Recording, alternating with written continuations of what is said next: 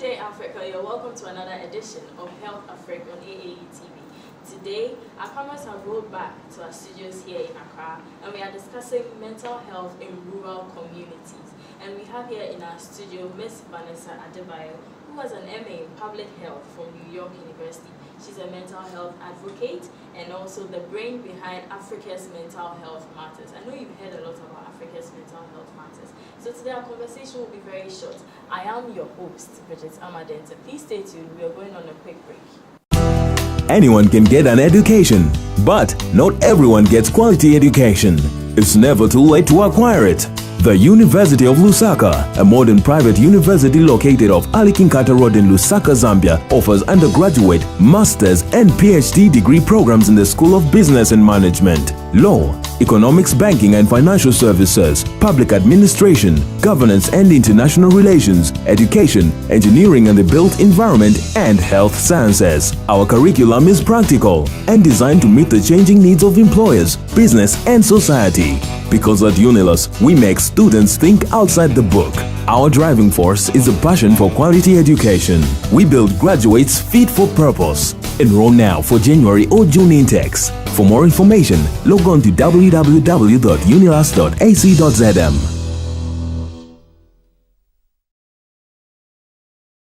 You're welcome back from that break. Vanessa, you're welcome. Thank you so much. Thank you for having me. Okay, it's always a pleasure having you here. Today we are discussing mental health in rural communities. I would like you to tell us a bit about your initiative, Africa's Mental Health Matters. So Africa's Mental Health Matters is a social marketing campaign that I started about a year ago to bring awareness to mental health on the African continent, but furthermore, destigmatize misconceptions that people have about mental illness, and then furthermore, encourage young adults on the continent to seek treatment. So this is pretty much creating a platform for young adults to speak on the challenges and the barriers to seeking mental health treatment. And I've designed this initiative to travel from country to country within Africa. So my first conference was in Ghana, and it was there because I was inspired by being in Ghana to actually start this initiative. I had had the opportunity to attend University of Ghana doing my master's program, doing a study abroad program, and I had an opportunity to be able to go to one of the psych hospitals in Accra, and I realized that, wow, this is a neglected community. This is a community that lacks resources, that lacks that lacks attention. And I realized that there needed to be more public health. This was a major public health concern. And that being said, I decided to do my master's thesis on the effectiveness of social marketing campaigns to target young adults, specifically in Ghana, to one, encourage them and to seek treatment, but then two, also bring awareness about what mental health really is and what it means. Okay, so what was the inspiration behind it?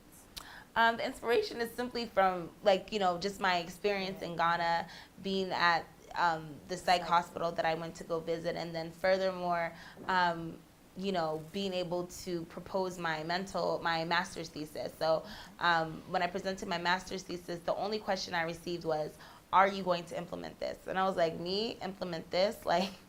I didn't think I had the capability. I didn't think I had the resources. I didn't think I obviously had the capital to be able to do something like this. And so for me, it was definitely me stepping out in faith, but I realized that this is something that I'm passionate about. It's something that I believe that needs to be spoken about. And I realized that just bringing awareness and having a conversation is the first step. Okay, so 2 years down the line with Africa's Mental Health Matters, what have been some of the challenges you have encountered during this journey? Challenges, honestly, I think my biggest challenge last year for the first conference was seeking funding. I think that I started this, and I just started jotting it down on paper, step by step. Okay, what do I want Africa's Mental Health Matters to embody? What do I want it to entail? What is it gonna bring to the table? And so for me, number one thing is I don't want finances to be a barrier to anyone being able to attend the conference. And so I needed to have money to be able to fund a conference and make sure it's free, make sure that people can come into a well-lit, clean, peaceful environment where they feel like they can be open and speak on some of the issues that they go through regarding mental health. So I think the biggest issue for me, or the biggest challenge, was seeking funding. But I do think that because mental health has become a major public health concern, it's become a conversation where people want to know more. You know, like, I got a lot of people who were interested, but at the time they just didn't have the funding available. So over time, I was able to really just raise the money and the funds through family, friends, church, aunts, uncles, strangers, people who just believed in what I was doing. So although it was a challenge, I was definitely able to work through and process. Okay, so it means that you talked about family, church, friends. There were no corporate bodies coming together to help you achieve this. I will have to say I had to take some of the blame. This year, I'm going to be organizing Africa's Mental Health Matters in Lagos, Nigeria, and I do have a corporate body that has committed to fully funding the event, but I think it's the time. So because I started reaching out to companies a little later, maybe 4 to 5 months before the event, it was a lot harder for people to commit and say they're going to donate an X amount of money. And I understood it because, you know, when you're a company or organization, you already have money allocated towards different initiatives or different things prior to. So I definitely think it had a lot to do with the time that I was asking for it. So I do take some of the blame on that. But yeah, it was definitely hard because I saw a lot of people had their heart in it, but the money just wasn't there, or they just couldn't commit to fully funding an event like that. Okay. Yeah. So let's delve into the rural areas now. Enlighten us on the state of mental health in rural areas. So a lot of the research that I've done predominantly has been just on the continent as a whole, and then also specifically just in Ghana. And so when we talk about rural communities, just from a public health background, we already know there's lack of access, there's no affordability, so lack of finances, there's lack of being able to actually transport themselves to the local health facility at the district level. So, I mean, already you have those barriers, and then when you now add mental health care on top of that, you already know that, like, it's going to be so much more harder for this person or for whoever is dealing with this mental health issue to be able to seek care. So when we talk about rural communities, we also talk about lack of education, lack of health knowledge concerning mental health. And those barriers just make it so much more harder for that demographic to be able to seek health. I think healthcare in general is a hard thing for people to seek. So mental health care makes it even that much more difficult. And you know, I do see that a lot of, I mean, coming from a public health standpoint, we've definitely tried to reach out to rural communities. I mean, that's the communities that we feel like really need this access to healthcare. But I will say that mental health care, I feel, is not much of a priority.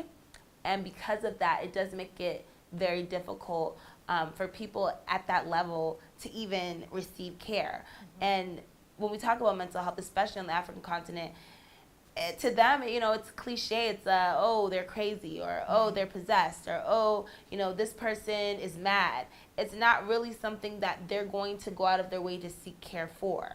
So when you don't have the need and you don't have the access, then what do you have? You just have like a demographic or group of people really just dealing with issues that no one really knows how to treat or go about. Okay.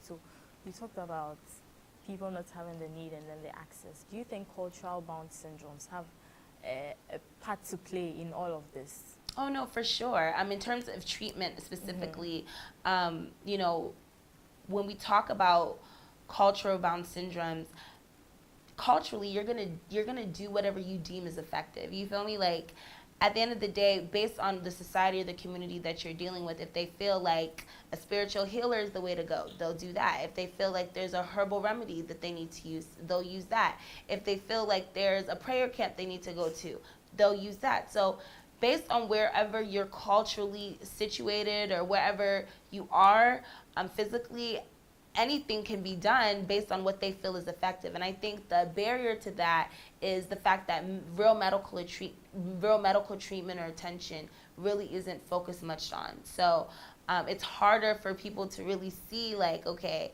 how can we intervene and make sure that this person actually receives the proper treatment that they need, especially when you have culture playing a huge role in it. Okay, so if they're in the rural communities and that cultural bound syndromes also affect the way they see it. They don't even know if this is actually a bipolar or schizophrenia or whatever it is. For them to talk about treatment, do you think what they actually think about it will affect the kind of treatments they will give to the person? For sure, and that's that's similar to, that's kind of what I was touching on earlier. I mean, if this person now feels like if a person dealing with someone with bipolar disorder automatically deems this person as being mad or crazy, they may send them to a prayer camp. They may send them to a spiritual healer and have them be prayed for. Have somebody lay hands and try to make sure that they're not possessed anymore. However, this now takes out of context what this person actually has. So at that point, not to say that I'm a Christian, I believe in God, and I do believe in prayer, but at the same time, it now takes out any other options of this person being treated. Okay, so what would you think are some of the challenges and barriers to treatment in rural communities?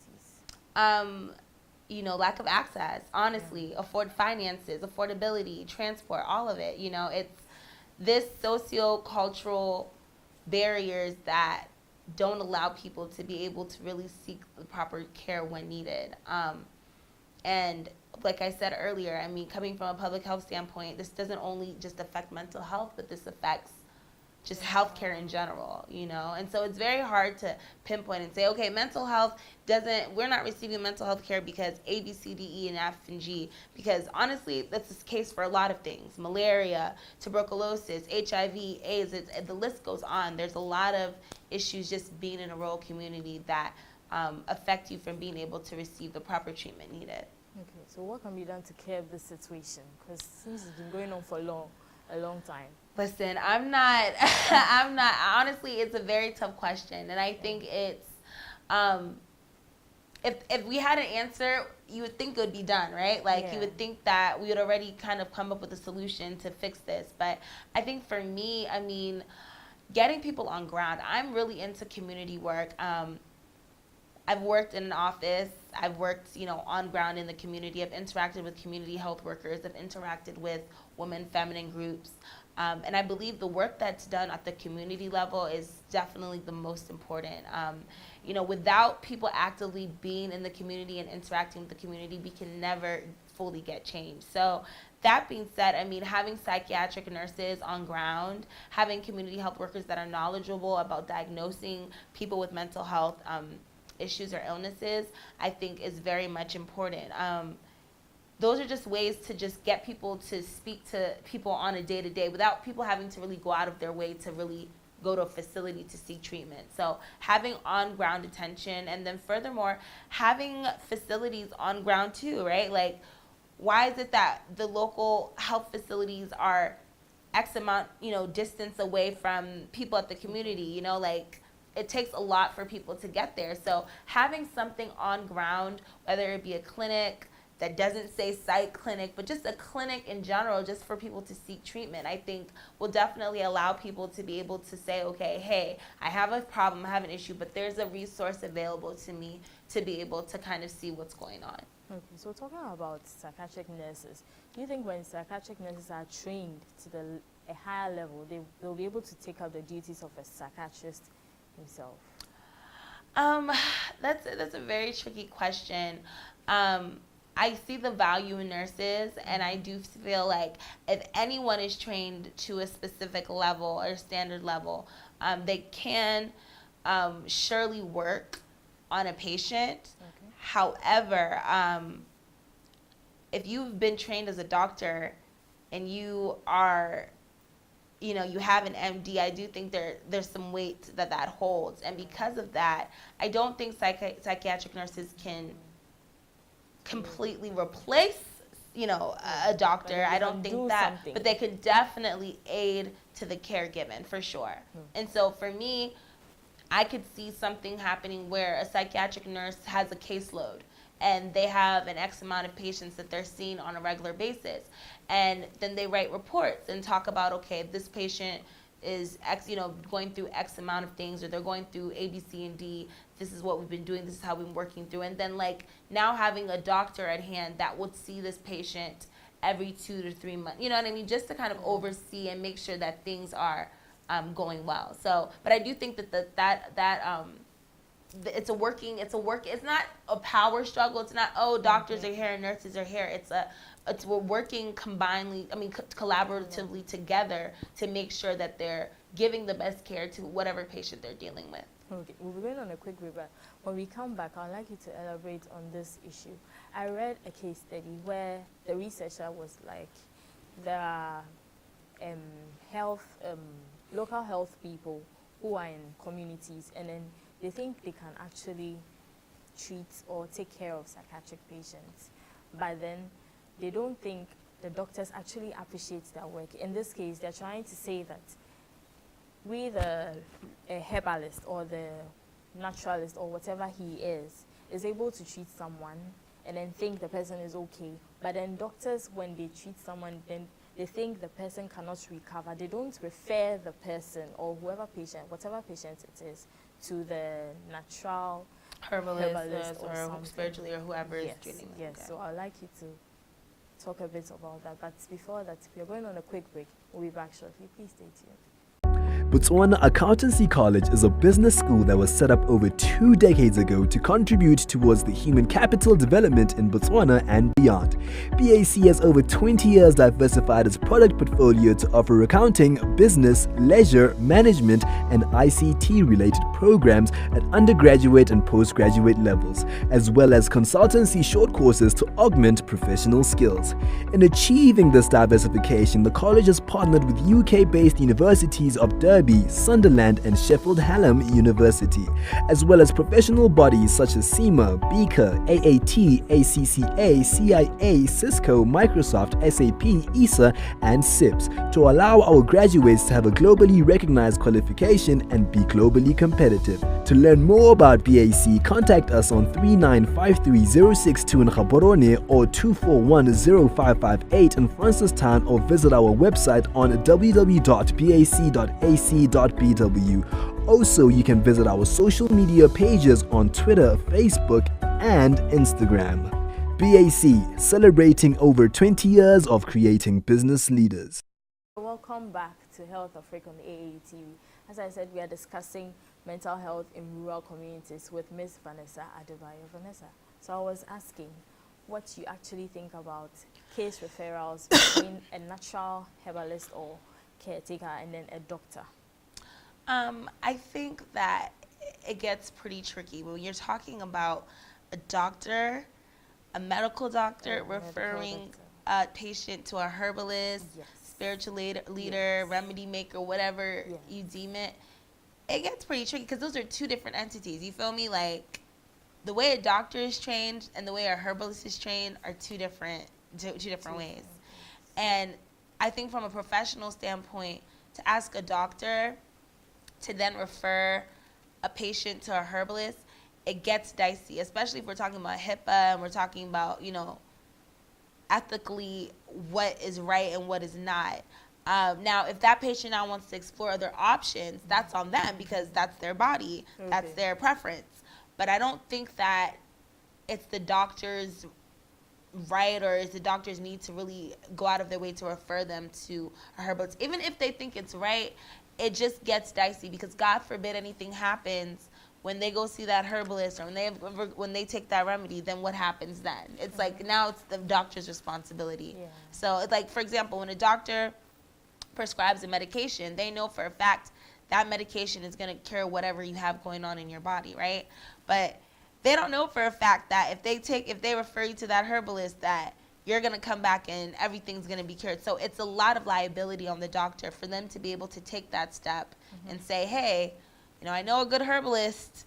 You know what I mean? It does take a lot, and it becomes a very dicey situation. Okay. So I can understand in that case study why they don't do that. Yes. Yeah. Okay. So what health tips would you share with someone who is going through a mental health problem but then is unable to come out to tell anyone, go to the hospital or something? I mean, it's tough. Believe it or not, this is not only a problem on the African continent. I know Africa's mental health matters definitely embodies Africa as a whole, and we talk about mental health in the African context, but as a Nigerian American, I mean, just even growing up in the DMV, DC, Maryland, Virginia area, there's so many people who deal with mental health, even in America, that don't feel like they can come out, right? They don't feel like they have anyone to talk to. They feel that they'll be judged. They don't feel like they have the proper support system to really come out and speak on it. So it's tough. It is. And it's a reality that a lot of people have to deal with on a day-to-day basis. But what I would suggest is being honest with yourself. I think being your true, authentic self always, I mean, as hard as easy as it sounds, I think that it actually is like the easiest way to go about dealing with whatever issues you're dealing with internally. I think when you're your true, authentic self and you know what exactly triggers you or affects you, you're able to honestly kind of come to terms with, okay, what it is you're dealing with. And so then, fast forward, I think then it would take some time for you to now say, okay, how do you want to move forward and deal with it? There's going to be so many different arenas, bad and good, of ways of coping with whatever you're dealing with.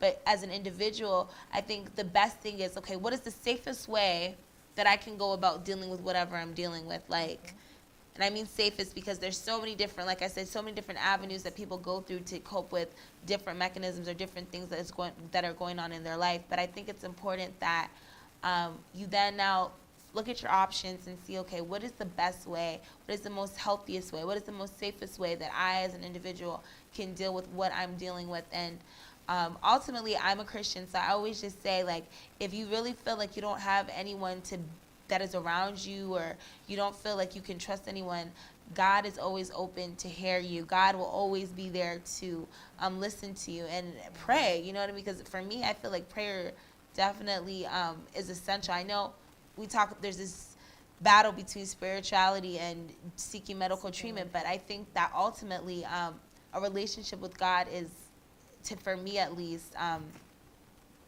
unending. So, and I do believe that, you know, it's definitely a good start. Yeah, especially if you feel like you don't have anyone to talk to. Okay. So what insights will you share with policymakers, the mental health authority in Ghana, elsewhere, that would keep them going to do something about the rural issues we have when it comes to mental health? It's not only an issue of it being rural, right? Like when we talk about mental health, it's not only that, oh, people in rural communities are the only people suffering. No, it's a global issue. It's in Africa. It's in this country. It's in the capital. It's wherever you go. It's not only a rural issue. Let's just first and foremost get that, straight. And even in Accra, in the streets of Accra, there's still very much mental health awareness that needs to be brought to the to the premises, and also a lot of lack of mental health care as well. But I think for me, let's start to care, right? Let's first start to realize there's a problem, and let's try to put policies in place that allow people to be able to seek mental health care, right? Like, how can we have people on the streets, some naked, some pregnant? I mean, I had a friend call me the other day. She's like, Vanessa, oh my gosh, like I thought about you. I just saw this lady, I go to work every day. She works for the Ministry of Finance. She's on her way to work every day. She sees a pregnant lady, and she's clearly suffering from a mental health illness, and she just doesn't have the proper care. She's pregnant, and she's homeless, and now she has a mental health issue on top of that. And she's like literally been trying to help and do anything she can to make sure that this lady gets the proper care she needs. But why aren't policies put in place for people like her? That's my question. Why is it that when I'm talking, and don't get me wrong, like there are definitely a lot of people doing a lot of amazing work, advocates, people in the hospital. I mean, I'm not trying to take away from what the psych hospitals are already doing. I know there are people who work tirelessly that are constantly trying to treat people. But I think from a policy level, how can you, in order for these entities to be able to function correctly in the way that they need the proper funding to be able to do so. You know what I mean? So you can't just have a psych hospital there and say, okay, you guys deal with the X amount of patients, right? And some of the patients really undocumented, because when we talk about mental health, some of these cases aren't even documented because we don't know how many people we're actually talking about here. And then give them lack of funding to actually be able to treat a large demographic. It doesn't make any sense. So for me, policymakers, one, care, because these people are human and it's a right. Yeah. It's not something that, is a choice. It's a right of theirs to be able to seek health care.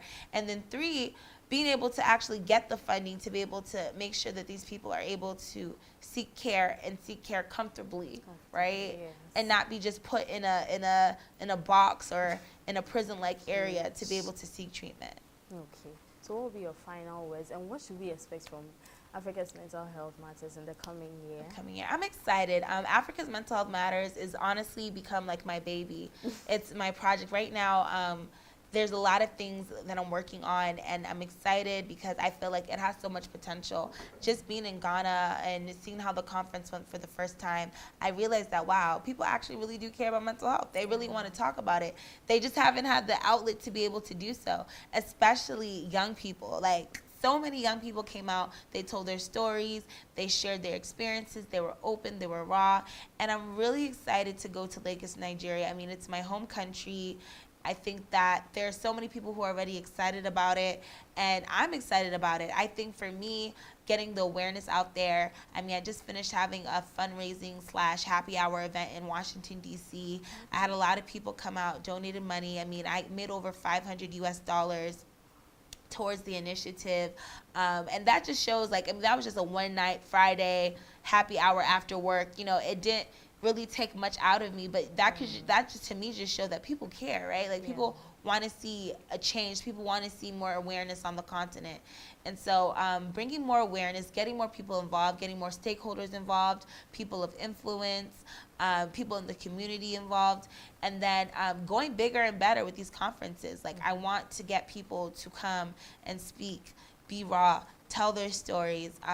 And I don't want, this initiative is meant to travel around. So it's not meant to really stay in any country. We're meant to kind of just go around the continent, from Nigeria, maybe Cote d'Ivoire, Tanzania. Like, we just want to keep on going. And I want it to kind of leave a footprint and allow people to be able to step up to the plate and create their own awareness on the country, in the country itself. Because for me, I realized that it's such a broad Africa's, it's not Ghana's mental health matters or Nigeria's mental health matters or Zimbabwe's mental health matters. It's Africa's. And because it's so broad, it doesn't really allow people to identify as much with it, like from the country level. But when we go into to each country, I want to encourage the youth, the people, the policymakers, people, whoever is in the audience, to now create a similar platform where they too can bring awareness and allow mental health to be at the forefront of public attention.